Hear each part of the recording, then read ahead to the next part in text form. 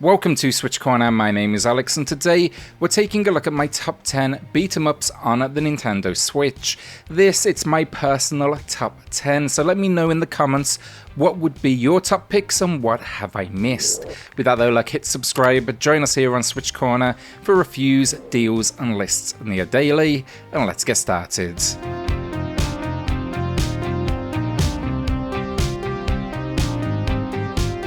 A quick note then, I won't be including bundles, I'm doing more individual titles, so just a few opening shoutouts, quick mentions, the Mega Drive Classics Collection, the River City and Kunio-kun bundle, and then the Capcom Beat-em-ups collection. All quality, all more than worthy of your time. I have then reviewed a good majority of today's games. You'll find the videos in the pinned comment down below.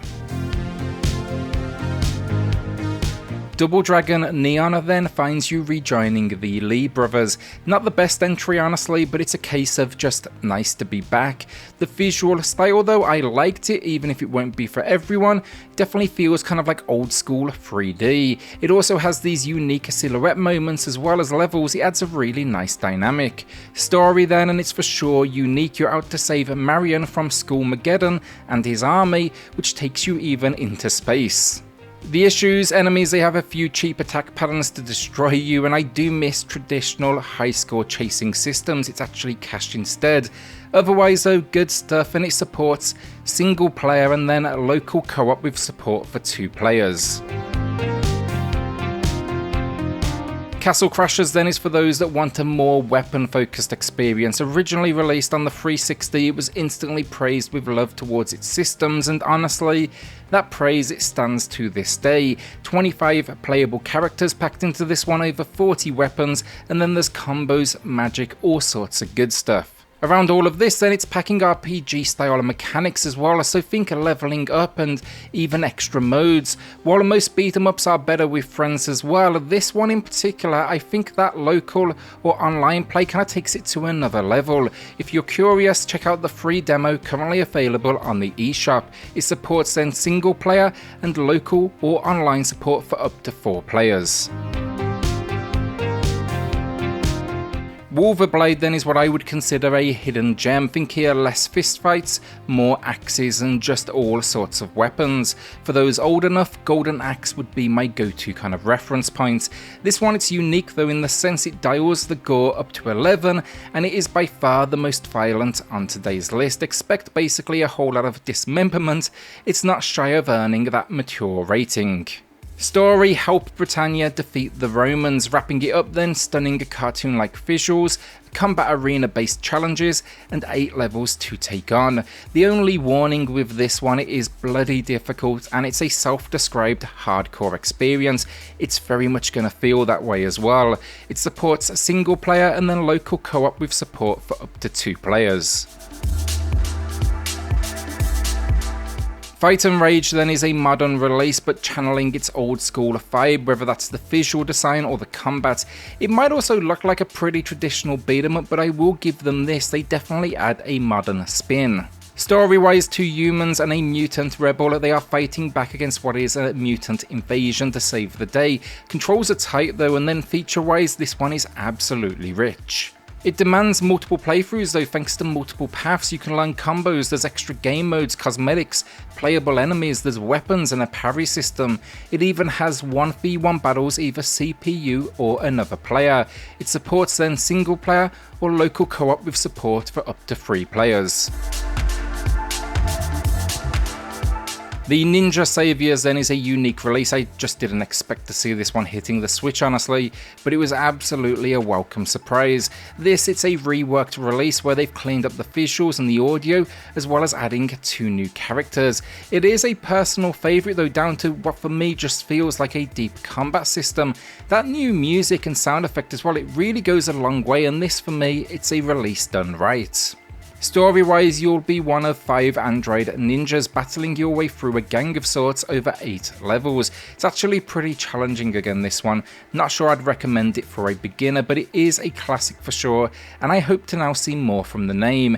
It supports single player and then local co-op support for up to 2 players. The TakeOver then was an incredibly popular review on the channel. It's great to see it is well deserved. Its influence is clear, Streets of Rage, but unfortunately it released right at the same time as Rage 4 and it definitely got accused of being a cheap copy. This game though, just know it was in development for years and absolutely deserves to stand, shoulder to shoulder with its idols. Story-wise though, you're hoping to rescue your daughter or friend's daughter dependent on the character you choose. There's 3 in total and you'll take on 7 stages over 20 locations. Perhaps most interestingly, it even packs a few vehicle-based scenarios that definitely work. Think a fighter jet and a car. It's got a killer soundtrack then, and I have very few complaints. It's just top quality action. It supports single player or local co-op with support for up to 2 players. Young Souls then is a new one, and it's one of the longest entries on the list today if we're looking at runtime.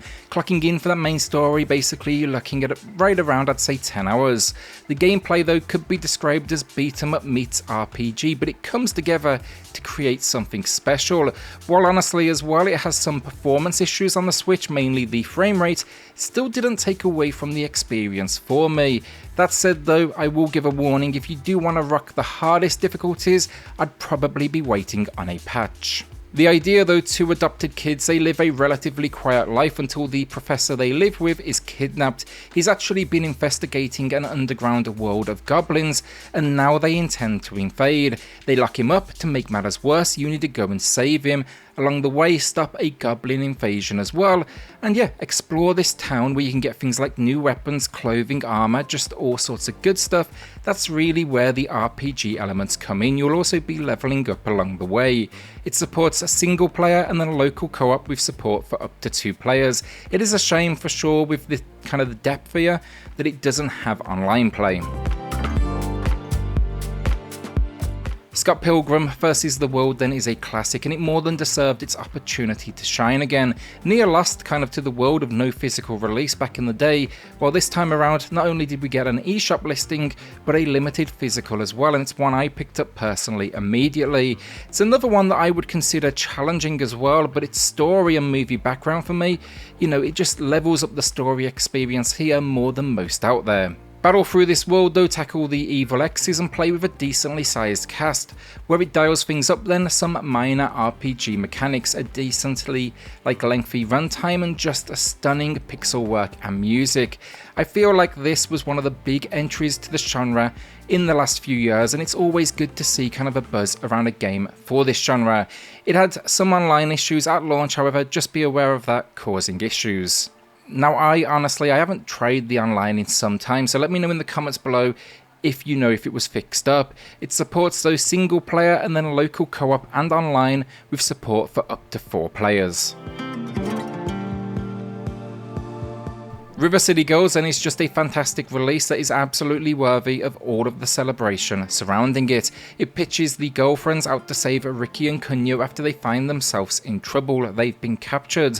But where it's unique, it's a combination of beat 'em up gameplay and RPG elements. Kyoko and Misako though, they are just badasses, and this was the treatment they deserved. Packing an old school 16-bit visual style though, with some incredible animation work. It's just one of those packages that all comes together effortlessly.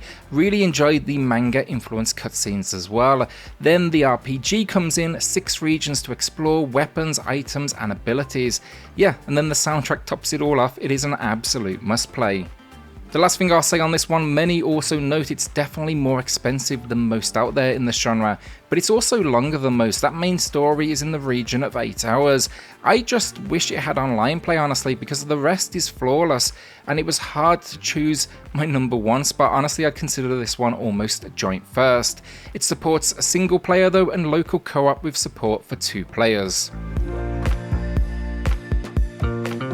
Streets of Rage 4 then, and honestly, I don't think you can go wrong with any of the games on today's list. But if ever there was a game I was hyped around, this is gonna be it. I'm having that exact same feeling right now around Turtles. I'm hoping they can deliver yet again. This modernizes the series, but for me in the right ways, meaning new flashy, hand-drawn visuals, top quality animations, but then it keeps the action intact. It just feels right, basically. The characters look great, the story, it's taking kind of a back seat, but you're taking down a new criminal empire, and yeah, you know, cleaning up the streets. But yeah, it never felt so good, and it packs an incredible soundtrack as well. Some new mechanics, some old school sprites, so they look completely out of place when you use them, 12 levels, and even then music from past entries. Fans of the name though, you will feel right at home on launch. I thought it may have been priced a tad too high, honestly, but I was wrong. I jumped in and it absolutely felt worth every single penny. You can see the amount of love that went into this, you know, this release. It supports a single player, local co-op support for 4 players, and then online play for 2. That's my only real complaint. Why not 4 players online as well? And that's my personal top 10. What did I miss? What would you add or remove? Let me know in the comments down below.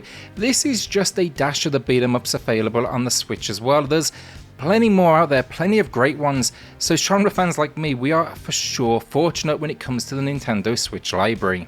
With that though, like a shout out to the patrons of the channel who are going above and beyond to support SwitchCorner.